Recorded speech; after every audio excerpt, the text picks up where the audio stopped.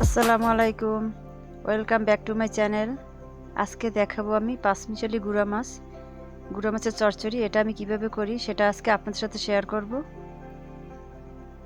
এই দেখুন আমার গুঁড়া মাছের চরচরিটা এরকম ঝরঝরা হবে। আমি যেভাবে রান্না করি সেটা লক্ষ্য করুন। প্রথমে আমি ফ্রাই প্যানে তেল দিয়ে দিলাম,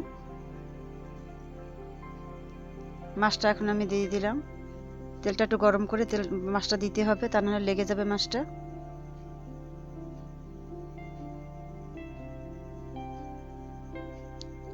গুঁড়ো মাছ অনেকেই ধুইতে ধুইতে একবারে গুঁড়ো মাছটা একবার ঘেটে যায়, কিন্তু আমি এটা সহজ পদ্ধতিতে গুঁড়ো মাছটা পরিষ্কার করি। সেটা হচ্ছে লবণ আর হলুদ মাখিয়ে রাখবেন, তাহলে দেখবেন ময়লাটা দ্রুত কেটে যাবে এবং কোনো গন্ধ থাকবে না। এভাবে গুঁড়ো মাছটা ধুইলে কোনো গন্ধই আসবে না, এবার ময়লাটাও তাড়াতাড়ি কেটে যায়। 10-15 মিনিট ভিজিয়ে রাখলে তা আরও ভালো হয়। এখানে এটা পাঁচমিশালি গুঁড়ো, এখানে চিংড়িও আছে এবং পাঁচমিশালি বিভিন্ন ধরনের মাছের গুঁড়া এটা কিন্তু। এখন সামান্য একটু লবণ দিয়ে দিব আমি স্বাদ মতো। লবণটা দিয়ে আবার একটু নেড়ে ছেড়ে দেবো যেন সবখানে মিশে যায় সমানভাবে।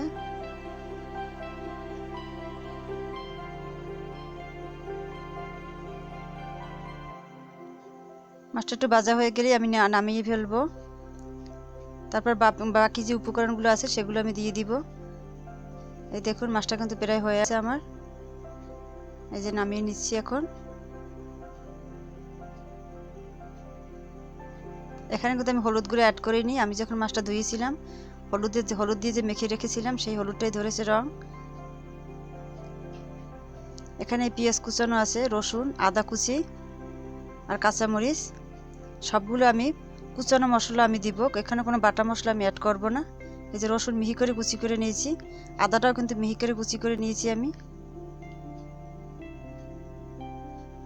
এখন সবগুলোই মশলা আমি একসাথে দিয়ে দিব।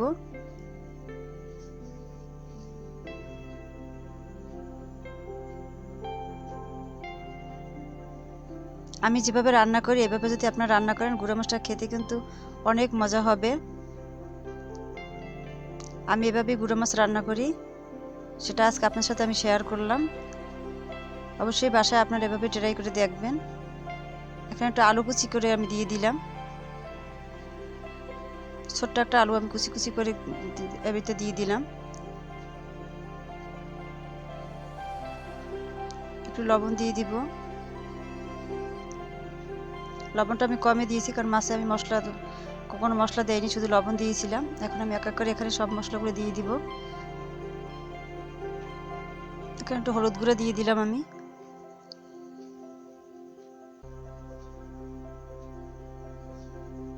এটা আমি ঝরঝরা করে ভাজি করব। এখানে কিন্তু কোনো পানি আমি অ্যাড করব না, পানি ছাড়াই এই মাছটা আমি চরচরি করব। এই দেখুন, আপনারা কোনো পানি অ্যাড করবেন না। এখানে কোনো পানির প্রয়োজন হবে না, কারণ বাটা মশলা না দিলে পানির প্রয়োজন হয় না। সব কুচানো মশলা এবং একটু তেলটা একটু বেশি লাগবে, তেলের উপর ভাজতে হবে। আলু আর পেঁয়াজ যে আমি ভেজে নিয়েছিলাম সেটা হয়ে গেছে। এখন আমি মাছটা দিয়ে দিলাম। মাছটা দিয়ে আমি নেড়ে চেড়ে উঠিয়ে ফেলবো আর একটু ধনেপাতা কুচি দেবো এখানে। এখানে চাইলে আমরা টমেটো দিতে পারতাম, কিন্তু টমেটোটা দিব না, তাহলে মাছটা এরকম ঝরঝরা থাকবে না। এর জন্য আমি টমেটোটা দিলাম না। আপনারা যদি টমেটো পছন্দ করেন দিতে পারেন, কিন্তু এরকম ঝরঝরা হবে না। তাহলে আমরা খাবার সময় একটু সালাদ করে নিয়ে তখন আমরা খেতে পারি। এই দেখুন গুঁড়া মাছটা আমার কত সুন্দর ঝরঝরে হয়েছে।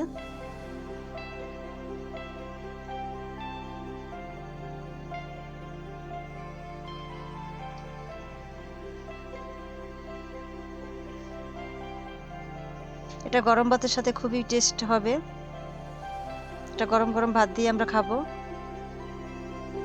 আর রমজান মাসে এরকম মাছের চরচরি হলে কিন্তু অনেকগুলো ভাতই খাওয়া যায়।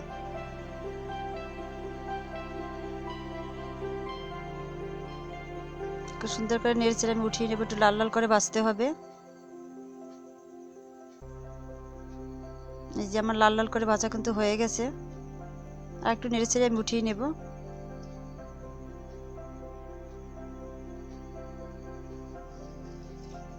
এই ভাজিটা কিন্তু খেতে খুবই সুস্বাদু হয়।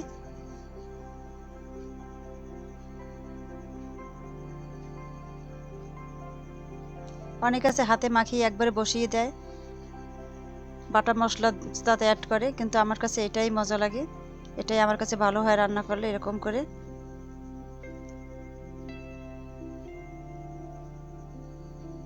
এই দেখুন খুব দ্রুত কিন্তু হয়ে গেছে রান্নাটা। এখন আমি একটু ধনেপাতা কুচি দিব।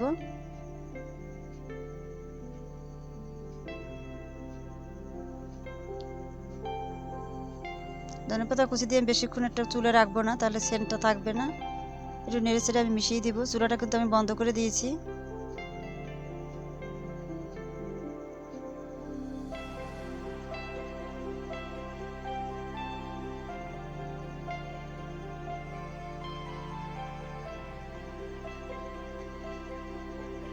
কালারটা কিন্তু খুব সুন্দর আসছে এবং ঘ্রাণটাও খুব সুন্দরভাবে আমি পাচ্ছি। এখন আমি নামিয়ে নেব। এই যে দেখুন কত সুন্দর একটা কালার আসছে এবং গোল্ডেন কালার।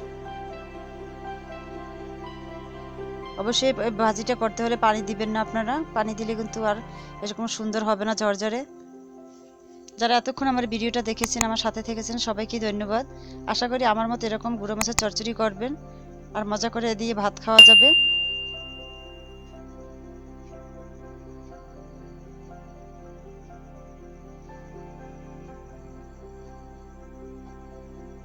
আমি একটু পরিবেশন করে দেখালাম। সবাই ভালো থাকবেন। আসসালামু আলাইকুম।